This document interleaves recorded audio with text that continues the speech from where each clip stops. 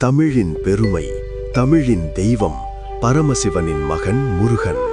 அவர் உட்காரும் மயில் ஒரு வாகனமில்லை, ஒரு அர்த்தம். பண்டைய சாஸ்திரங்கள் சொல்கின்றன, மயில் என்பது அழகின் உருவம், பெருமையின் அடையாளம், அதே சமயம் அகங்காரம் என்பதின் சின்னம். அந்த அகங்காரம் மனிதனை உயரத்துக்கு தூக்கி வைத்து ஒரே நொடியில் தரைக்குத் தள்ளும் விஷம்.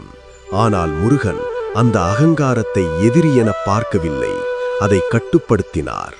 அதனால்தான் தெய்வம் பூமியில் நிற்காமல் மயிலின் மீது மேன்மையாக உட்காருகிறார். அவர் நமக்கொரு பாடம் சொல்ல வருகிறார்.